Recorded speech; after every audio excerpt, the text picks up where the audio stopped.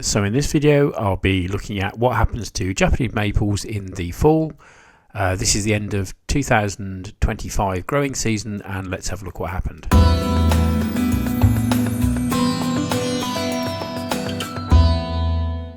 Hi there maple fans, and in this series of videos I'll be sharing what I do throughout an entire year on a monthly basis. Please note that these months are based on UK timings, but of course can easily be adapted to anywhere else in the world. So what I've got here coming for you is a selection of trees that I have in pots in my garden, and also some trees out and about, so if you get a chance to go and see them, that's absolutely fantastic. It's getting quite late on in the Japanese maple sort of growing season in the UK, and this is exactly what happens. So this tree started off as green with bright green leaves in the spring, and as the autumn progresses, this is what you get, absolutely fantastic looking colours really. So that was Koto no Ito. Here we have a tree from Batsford Arboretum in sort of northern Gloucestershire really in the UK. This is Repotting and sort of generic Acer. Good to see the colour change, but as the leaves start to drop you can actually start to see the structure of the tree as well, which can be really interesting. But this starts off with sort of normal looking red leaves but goes into a much deeper sort of fire engine red. And it's also great to see them on a summer's day because it really shows off the colours. So the question is what actually is happening here, and effectively the trees are withdrawing nutrients from their leaves. They are deciduous, so many of you will be aware, but if you're not, they will lose their leaves in the winter. This is absolutely fine. The tree's not dying, it's not having a massive problem. So this is Makawa Yatsubusa, absolutely gorgeous green leaf tree, very compact leaf structure in the summer. And there we are, beautiful autumn colours too. So here we just have a sort of walk up to a tree, Koto no Ito, and as it starts to lose its leaves, the full colours of leaves is quite interesting, and anything kind of yellowy always stands out. But what really caught my eye here is the way you can see the new growth, because on the small tree I've got in my garden all the stems are red, but you only sort of get that on the new growth of the tree. So it proves that this tree is still growing, which is really nice after many years. It's probably about 50 odd years old. And a couple of things to note. One, how big these trees can actually get. So planting one in your garden might be the wrong thing to do. But again, as the leaves get lost, the sort of upturned vase, beautiful structure of all the branches becomes evident. So it's also good to note that some trees sort of prove their worth, or prove their name, should we say, in the autumn months, or the fall, whichever side of the Atlantic you happen to be on. A little bit late doing this one, but it's just what's happened. So this is Shishigashira, which is kind of like the lion's mane in translation, maple. Here we can see the leaves go a lovely sort of golden orangey colour, which is a reminiscence of a lion's mane indeed. So back to the Arboretum, we can see a nice dissectum here. Just to prove the point, you know, the other trees I've seen are palmatum in structure of their leaves. This is a dissectum Japanese maple, and it's got a very nice autumn colour too. It's great to actually see these because you can get quite close to them. They're very low to the ground, they're kind of spreading. Don't expect perfection. At the end of the day, these trees their leaves have done their thing, they've been there all summer. So they will sort of not be a bit sort of straggly, and they might lose some leaves or they might be damaged. But overall, from a distance, they look absolutely beautiful. So back to my garden, this is Jordan, and big learning here because this one's been in shade all year. Jordan really likes shade. And I do think if you keep them in shade all year, you won't see the colours come out as early because the summer sun or the late summer sun can bring colour out in maples. But what you will see is when the autumn colours finally arrive, they really are quite spectacular. So this is not because the sun's dried the leaves out, it's very much because the nutrients in the leaves are being withdrawn. That sort of valuable energy is being stored back in the roots again. And you just get some really interesting, fascinating colours. This tree has been bright green all summer in shade, which is what it prefers. But here we can see some really nice autumn colours evident. So just showing off a linear elobum tree, sort of thin strap leaf type tree, back in the Arboretum. Just shows you how different the leaves can be. So I don't think these trees quite show off their colour as well as the sort of wider palmate leaves. They are quite beautiful. What you can see though is all the structure of that beautiful tree and how it's been formed over many years. It's very interesting as well that trees perform differently each year. Sometimes some seem to have a better year than others. This is Acer, which is the paper bark maple, and actually the leaves this year look really good.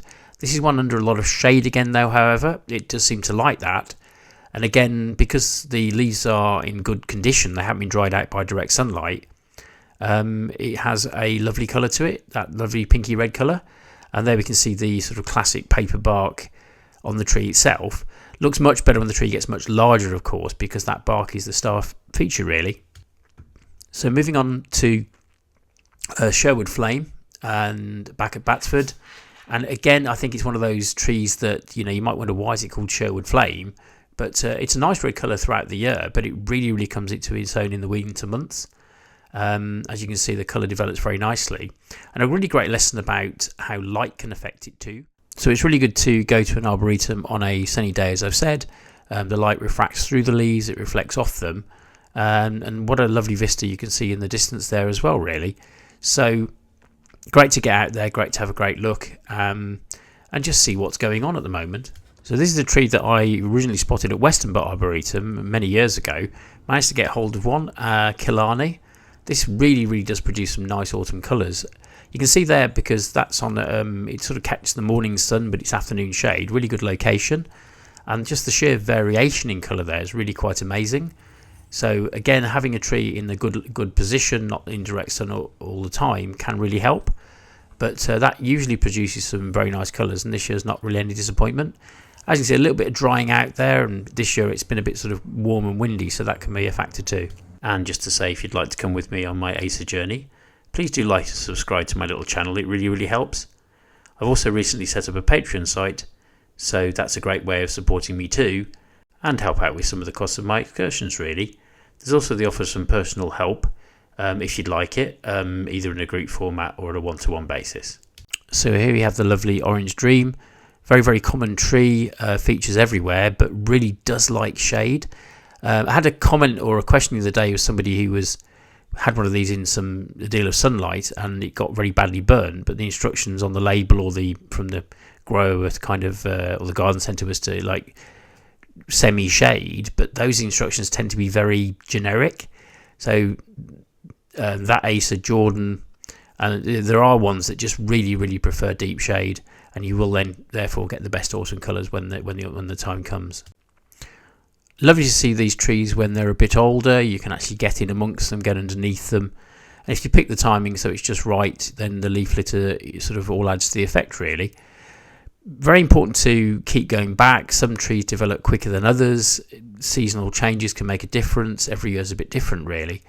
So I think you can't go at a perfect time to see Japanese maples in these nice colour scenarios. You just keep going back and sort of get lucky, I guess.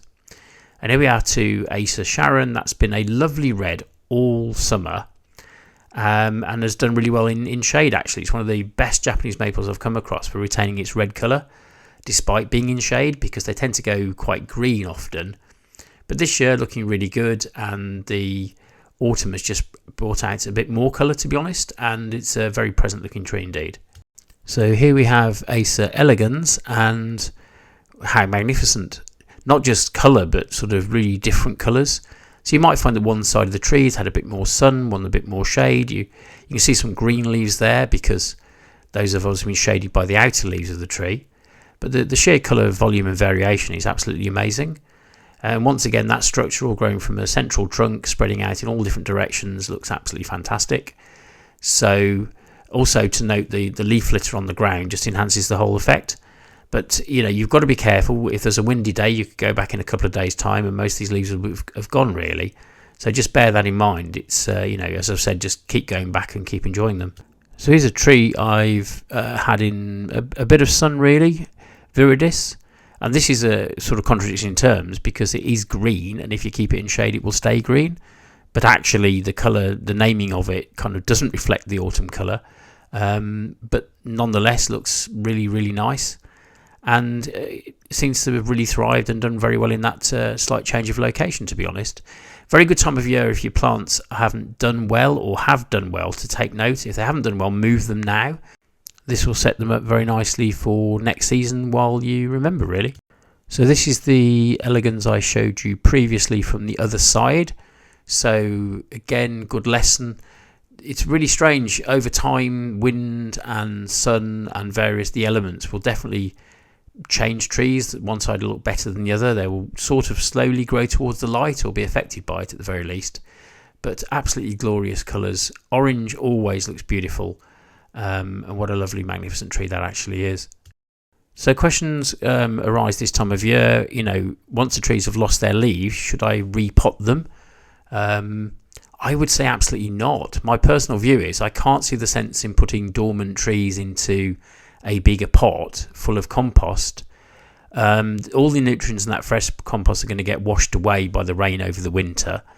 And indeed, particularly in the spring, the tree's roots will be in a whole heap of more wet compost and potentially start to rot.